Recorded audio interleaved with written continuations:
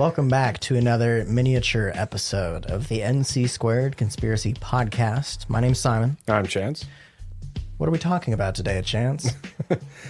Today we're going to be talking about NASA. And it's no secret that they're secretive. They are secretive. We've spoke about NASA. We've probably mentioned NASA 90% of the episodes we've recorded. It mentioned it in passing at least. Yeah, but we've done 3 episodes that are largely NASA founded, I believe. Yeah, absolutely. Space. We need to do more space episodes. I love space. We've talked about space and NASA a lot recently, and we are going to continue on that path as it is enjoyable. We're both drinking odd drinks today. What are you drinking? I'm drinking the Voodoo Ranger IPA. I am drinking, what is the brand? It's called Vulpes or Fox, and it is a mulled craft cider from Mammals of the British Isles. No, from 3D, and it is the Mammals of the British Isles series. And I feel like a pirate because it's in a giant I see this. jug. Yeah, it straight up looks like a pirate jug. Hope that picked up. Play the jug. Anyhow, before we get to talking about it today, I just want to thank our patrons. They support us financially. They pay for our beers and they pay for our pizzas. No pizza today. It's a Minicast. Can't do pizza all the time. Yeah. It just gets overkill. But when we have pizza, they pay for it. Thank you to our listeners. They make it all happen, essentially. Yep. Well, the patrons make it happen, but the listeners Make it continue to happen. They contribute in some way or another. Thanks to all of our followers on Facebook, Twitter, and the likes. All of our new followers who maybe we haven't reached out to yet, reaching out to you. Thank you. All right. Kick us off. I've got nothing else to say. Other than it is a miniature episode. So we're going to keep this light. We've been doing mini casts, but they've ended up being in excess of 40 or 50 minutes long. This one's going to be like 30 minutes. I'm putting a cap on it. 30 minutes is the cap. Otherwise, it's not a mini episode anymore. It's like, it's just a regular episode. Yeah, true. So I'm putting a cap on it. Well, you treat them like our post podcast. That's the problem, where we just kind of start ranting just a little bit and then we have to curb ourselves back. I know. We're going to, no rants, straight from the horse's shots. mouth. Let's do it. All right. So recently, I mean, if you've heard any of our episodes recently about NASA, space race, with the commercial and privatization of it all, you know, if you haven't, give it a look. If you have, then you'll kind of get what we're talking about right now. And places, you know, different companies like the SpaceX and Blue Origin and Virgin Galactic. They're all really shooting for Mars and the moon. China's involved. Comets. Yeah, comets, like that's a big thing they're trying to do right now is harvest gold off of comets and stuff like that. Need more gold. Always need more gold. But even China, like government agencies are getting really into the space race. Actually, I watched a documentary on one of the scientists who was Chinese that was working on our Mars rover. Just in 2017, I think it was. He straight up had super secretive, sensitive information, and he was also the one that designed the camera system for the Mars rover. Okay. So he disappeared. FBI got involved, investigated, stopped his wife because he said he had sent out an email saying that he had some family issues back in China and he needed to go take care of it, and then left the next day. The United States is like, oh, he's a spy. Well, no, it wasn't a big thing, except that it was weird because it was sent out and then he was gone the next morning. So there was no request for time off or anything. He just sent it out as kind of like a half-ass kind of way to do it. And then he's in China now, and shortly after he was in China, his wife collected up all these hard drives with all these sensitive information and all this from his home. And she tried, but they stopped her at the gate and everything. He's not back. And suddenly, within weeks after he went to China, that's when China announced that it was going to space and going to the moon. Really? Yep. And that they have a Mars rover going to, Mars. So everyone's got to go to Mars. Conspiracy, espionage, legitimately happened in 2017 or 18. I can't remember which year, but straight up Chinese spy kind of guy. He worked with them for 10 or 15 years and collected up all the information, made copies of it, and then left and started building a rover over there in China for them. Okay. So, anyways, that was a little side part that I recently saw and I thought was interesting. I feel like if you don't want someone to potentially move back to their home country and build rovers for their own country, maybe you shouldn't, I don't know, equip them with the knowledge to do it here if you're going to try and be that secretive about it. Yeah, I mean, China have a rover. Yeah, I mean, you couldn't do much. He's been, I think, a U.S. citizen for, like I said, 15, 20 years or something. And he's been working really closely with a lot of the people. So. Yeah, sure. But, I mean, I don't think there's necessarily anything wrong with him going back and building rovers with another country. I'm just going to say that. I know that we're big on the whole China spying on us thing. Yeah, but at the same time, it's not like they couldn't have done it themselves. Very true. But they did launch a rover super fast right after that. So Truth. So they definitely got the knowledge from him. Hey, it's his knowledge. So long as he didn't steal anything like specifically ours. I have his name. Just curious. I don't. I could. If this is recent though. Yeah, recent. You could look it up real quick so we can get the name. But while I go into the whole topic, how would I even look that up? So, like everyone knows, NASA. It's no secret that they keep secrets, and they've done secretive missions all the time. Like, they launched the majority of all our satellites that we use for not only spying, but just general things. But, even back in, I think, the 70s, they were caught with their pants down because they had the U-2 spy plane, and they claimed it was for weather observations and stuff like that, but it was shot down by the Russians. And then it turned out we talked about that in an episode. Yeah, it was a spy plane. Yeah, yeah. But it had NASA symbols on it, it had a NASA astronaut, and they got caught because they released this whole thing saying that it was a weather thing, and Russia called them on it, and they proved that it was not. It was actually a spy plane. Long story short, NASA keeps secrets, and it works very closely with the government to do so. Right. And there's different portions of NASA. You got your scientists in different areas like that.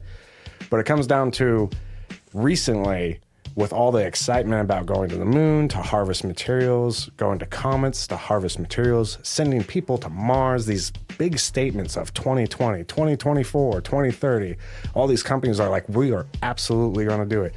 We've had successful launches and returns of the rockets and things like that. I think it's got NASA spooked that like the lid on a can's about to be exploded.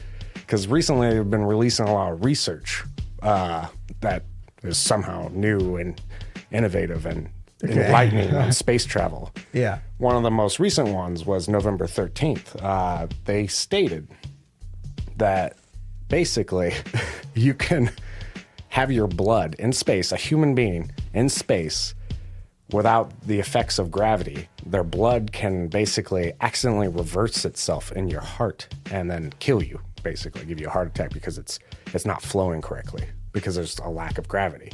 Okay. That's a big deal. And it's something you would think they would have known for a while since we sent people to the moon, which definitely didn't have any gravity on the way there. Like even like they had small amounts basically from like Earth probably, but at that point, this new 2019 November 13th article seems really late in the game to be like, oh, by the way, like you can't send people to Mars because you might die on the way just from your blood reversing in your system. So I'm reading the article from November 14th. As you're telling me this, they said the study looked. This is off of futurism.com, but it's a quote from NASA supposedly. Yeah, I actually went to the NASA document. The study looked at periodic ultrasound tests of 11 healthy astronauts who staffed the International Space Station. The results were alarming. Alarming? Blood flow had either stagnated or reversed in the left internal jugular vein, a major blood vessel on the side of the neck, in 7 of the 11 crew members. The test also found a blood clot and a partial clot in 2 of the crew members after they returned to Earth. Mm-hmm. And now they're saying that it could potentially kill you. It hasn't killed anybody yet, though. Not yet that we know of. Right. They said, we did not expect to see stasis or reverse blood flow. That is very abnormal. See, and that's where like I'm confused because the ISS has been up there since 1998, I think. So it's been like 21 years.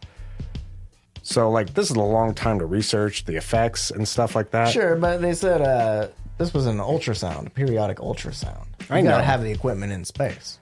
Yeah, I get what you're saying with that. But the International Space Station, it's like that's where they go to do scientific research. Yeah, that's in where space. I mean, they're watering plants in the ISS to just see what the effects on plants are. So to me, it doesn't seem abnormal that maybe they're just now learning about it. But the part that seems abnormal to me is that now they're saying that it could potentially kill you. Yeah, is what. Well, the most experienced space industry is saying. They're saying it potentially kill you now, even though no one's ever died from it in the past. Exactly. So, like, could it really potentially kill you? Maybe, but it hasn't yet. See, and that's where my conspiracy is coming apart, is because, like I said, I think they're afraid. I think they're afraid of Blue Origin, SpaceX, Virgin Galactic, all these companies who are claiming these big claims, but also just the overall general privatization of like space flight. It's a control measure. If they can't control who can go to space and like what they can find out while they're in space, NASA falls apart. A lot of their secrets will fall apart because companies will release information if it wants to, if it feels like it's somehow beneficial to the company itself, or monetarily, or anything, just a public image or monetarily.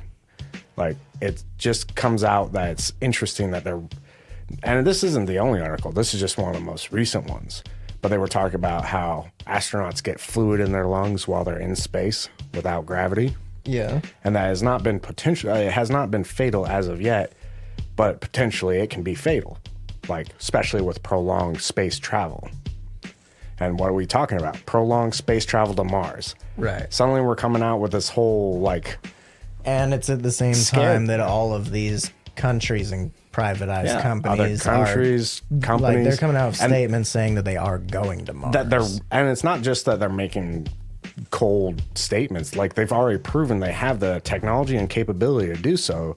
They're just fine-tuning it to get into that race of who's going to get there first. It's not just a race of who gets there first. I think they know stuff about there, and they've kept it on the down low because, one, funding, two, no public panic, and then three, like, you're going to crush little children's hopes if you're like, yeah, we'll never get to space, because guess what? It will kill you unless we develop like gravitational technology in space. Right.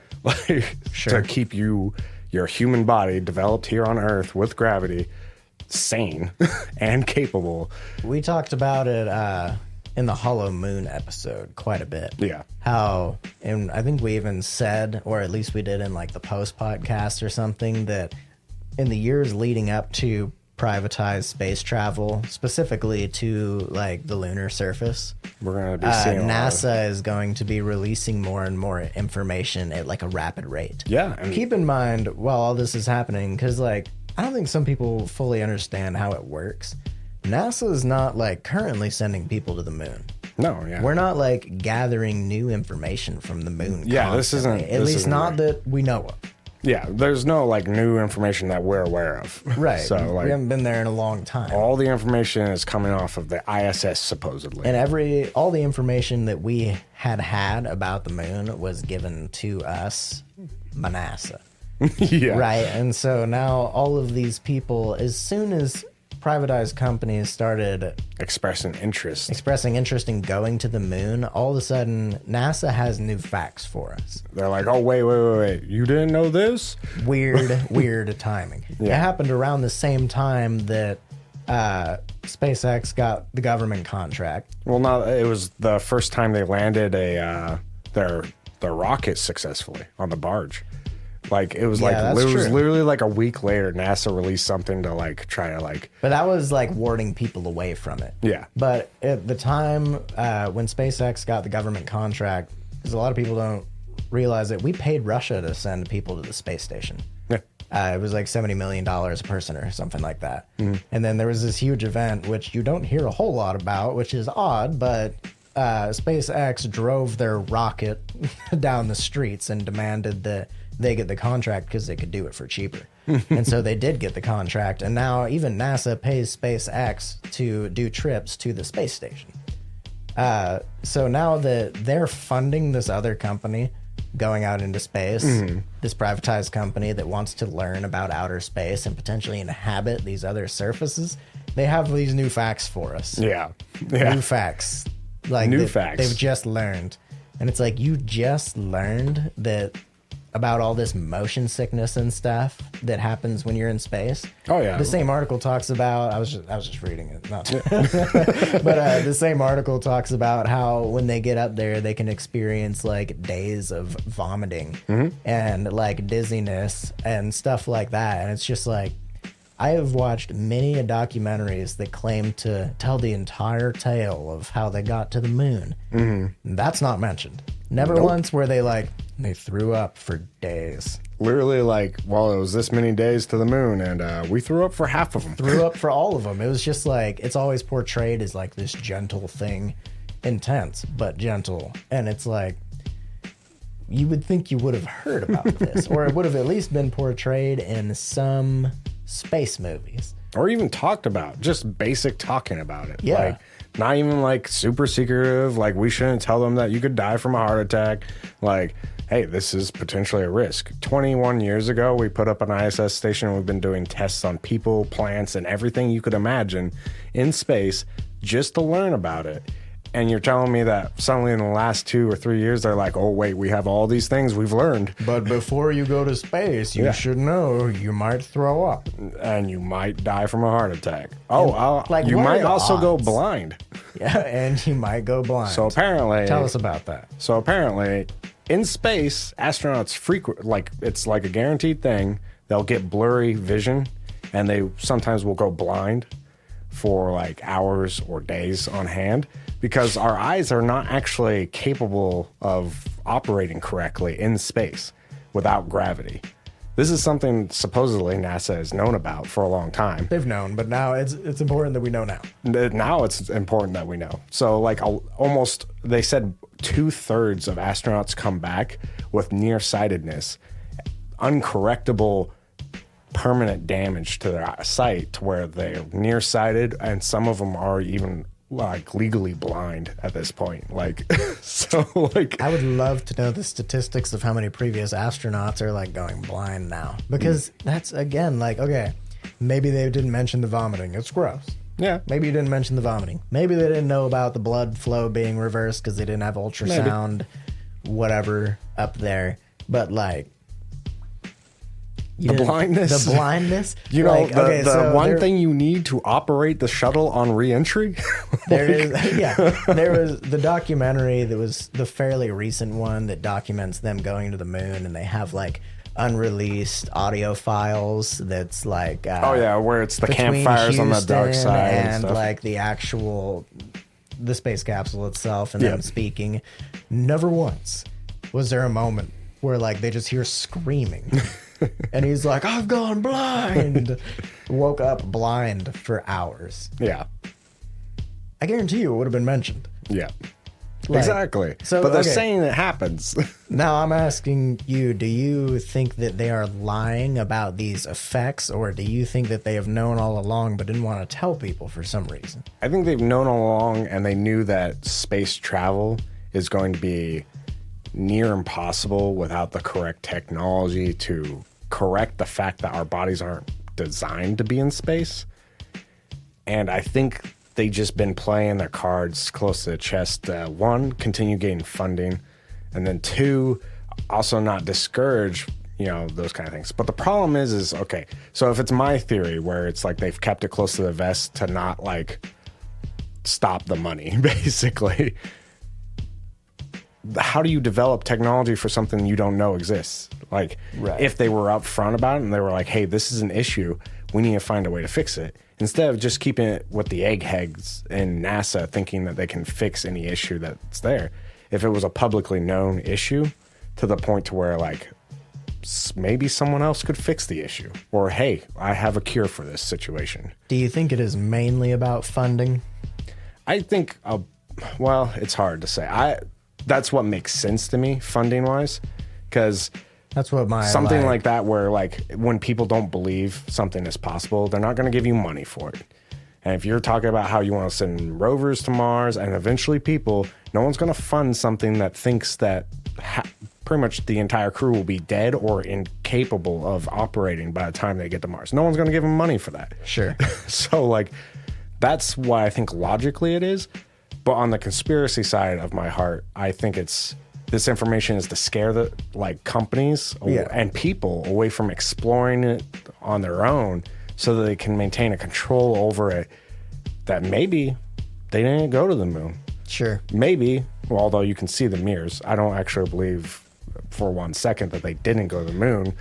But I think the information, if it's real, it was kept close to the vest because it needed to be something they tried to fix themselves. Yeah. If it's false information to scare us away from space, then what are they trying to scare these companies away from? If they were trying to keep people from figuring out about these negative effects, if we're going that route, that would be the explanation for why it has taken NASA so long to achieve what some of these privatized companies have achieved over the past 2 decades. Yeah. It took NASA all this time, but when the actual space race was happening and we were trying to get to the moon, it happened really fast. Yeah. And they got that done. And then progression and there's endless presentations given by the heads of companies like Virgin Galactic and Blue Origin and SpaceX and the Launch Alliance and all of them. Endless presentations that have been given that explain just that, how our knowledge of space, anything outside of Earth, really. It's like every day is increasing. It increased quickly, and then it dropped off, and suddenly there was no interest, and now they're rekindling the interest. Yeah. That's like the whole point, and that's where their funding comes from. But it does seem weird that we had such a rapid increase of knowledge, and then all of a sudden it just went quiet. Mm-hmm. That would explain why it has taken them so long to do anything beyond that, if it's actually way less inhabitable than they wanted people to think it was. Now, I will give NASA some credit here because in the last 10 years, even just the last 10 years, our technological leaps has been ridiculously high. Absolutely. Like, we have new stuff coming out all the time. I mean, our processing power is becoming... It's so exponential. 20 years ago, if you told people they have a tablet or a phone that was basically a portable TV / internet monster power house, quad-core processor. Yeah. If you told them that 20 years ago, they'd be like, "Man, you're talking about the future. That's so crazy. I can't even imagine that." And it's like today, you can't see a kid not on their phone. Exactly. Exactly. So I will give NASA credit there. They paved the way for the space race, and these companies have piggybacked a lot on what they already developed and perfected over time. Like I said, I feel like it's a control situation. NASA knows it's losing its grip on the space race because honestly, other governments and our own companies in our own country are doing it better, more efficiently, cheaper, and faster.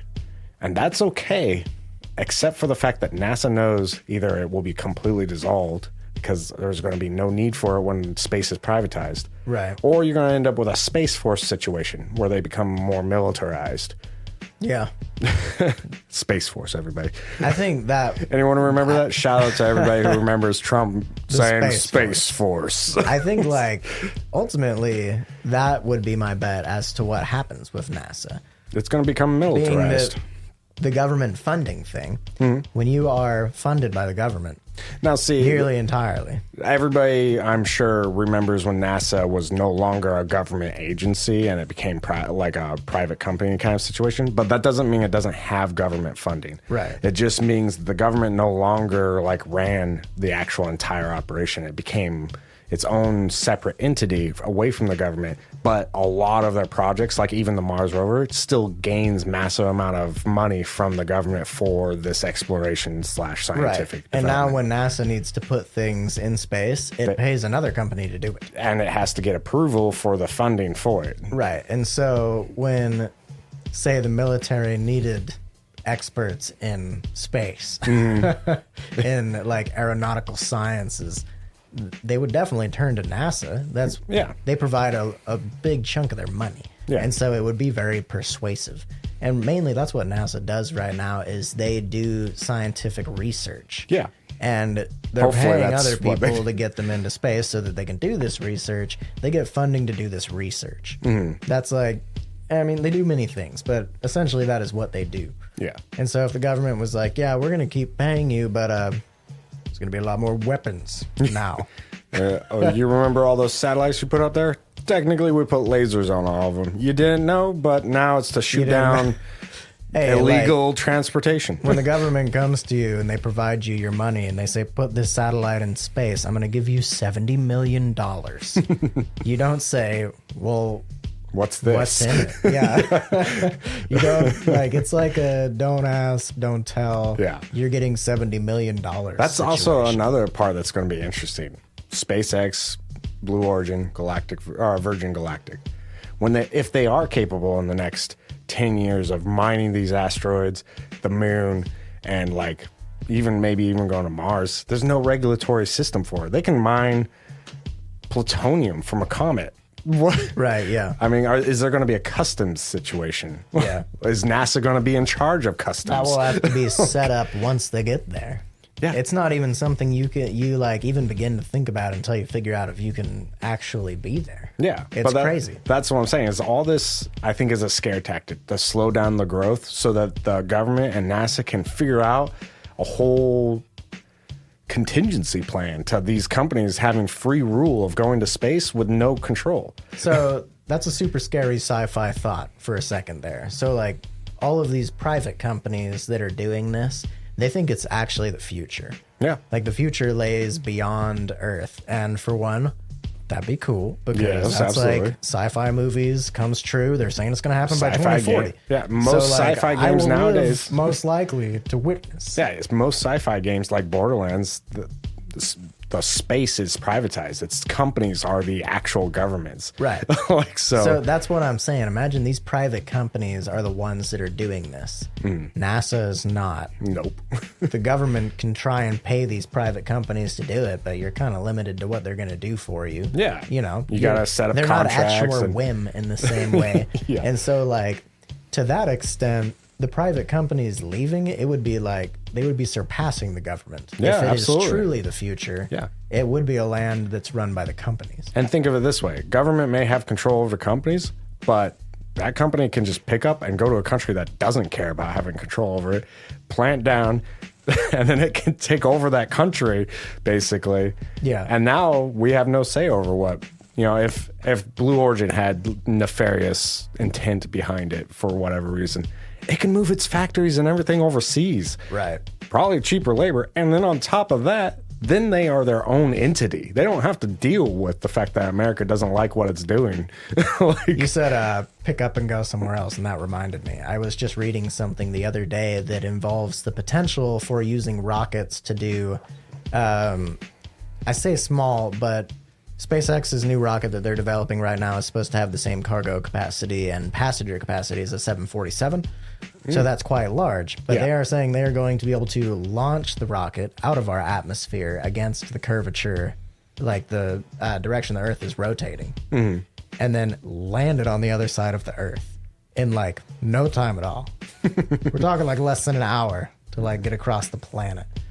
They're saying like, you know, it's far-fetched. It's not far-fetched, but it's a long ways off. Yeah. They're saying like that could be the future. That's of- essentially what planes do now. It's just not as deep Not into as our cool. Yeah, like they fly up in the air, but they use the curvature of the Earth to like drop down and glide for a while, and it saves fuel expenses plus a certain amount of the curvature of the Earth, I'm sure, and the Yeah, spinning right. and stuff.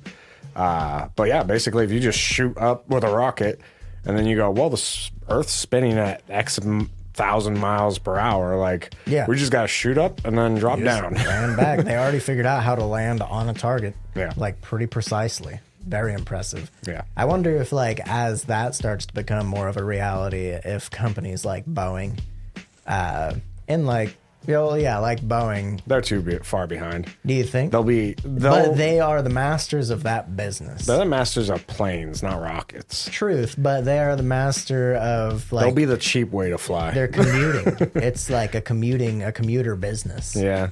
They're the masters of it. Although if Blue Origin absorbs Boeing, That's true. Blue Origin absorbs Boeing, takes it over, because as they develop this technology, that's the new future. Boeing stocks will go down. They'll just buy out Boeing and then just be like, well, now we own you. So now we own you. Exactly.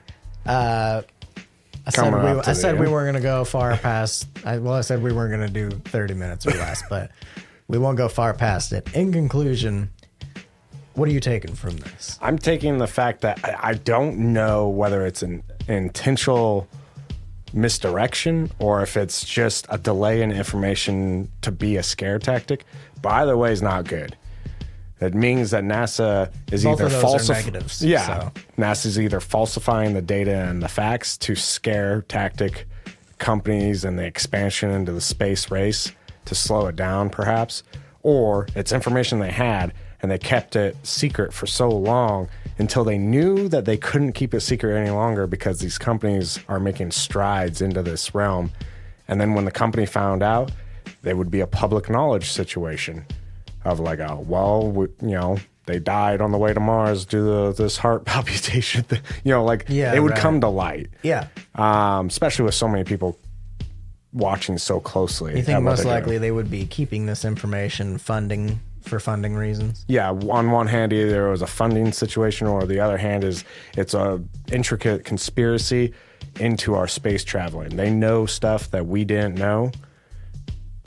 Whether it was aliens. Maybe they're worried about aliens now seeing us as a threat because... I'm worried about aliens. That's what I'm saying. It's like maybe NASA has connections to these aliens and it's a diplomatic situation, but with the understanding that we won't militarize the space around us.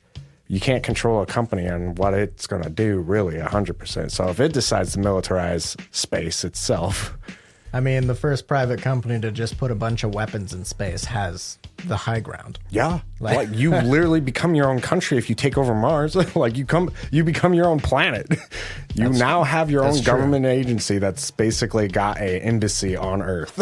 So terrifying. Very possible. Very possible. We're going to witness, I believe we will witness the forming of some kind of extraterrestrial government. Not extraterrestrial, but a government beyond what we have here on Earth. Yeah, absolutely. We're going to have to. Yeah. Heck, China's trying to do with the moon right now. Unless it turns out that NASA has been hiding all of this because they're trying not to ruin children's dreams, and actually space is just like hell. Yeah. It's just terrible. I mean, we there. didn't even get into the radiation part, which is also another thing. Apparently, our Earth and our atmosphere and our magnetosphere protects us from a certain amount of radiation. Still, extremely high doses, even on the ISS.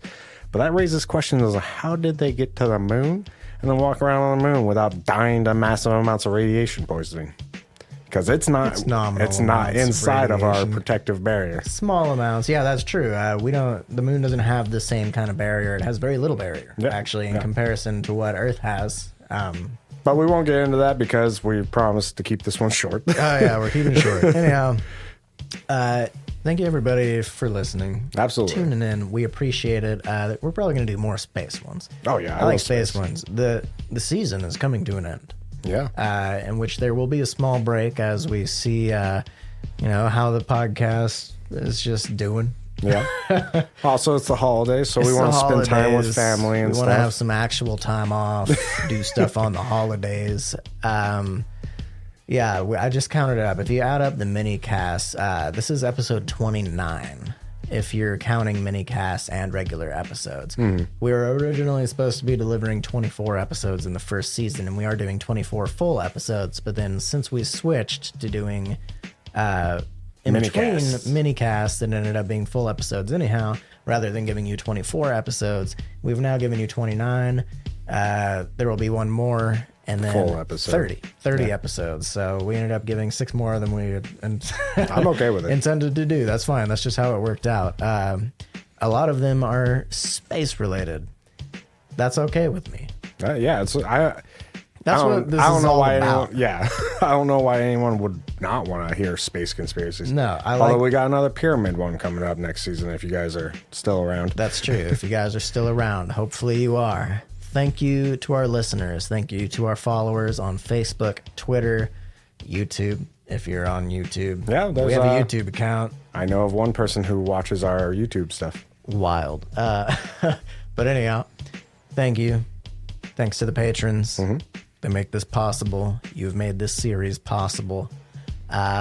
And we'll see you on the next episode of the NC Squared Conspiracy Podcast. We'll have to do something special for the break episode. No, I've been thinking about that. We'll come up with something. Do you go back and do something classic there's a ton of information on? Ooh. Or do you do something new and out of the box to finish off If anyone's still listening. If anyone's still here. Throw ideas out there. Shoot us a message privately if you don't want it to be a public thing, or publicly post on it. Like, let us know what your suggestions might be. Suggestions. Doesn't mean we're going to do it, but if it's funny or fun enough, I guess, then we'll do it. We'll do something. Just give us ideas.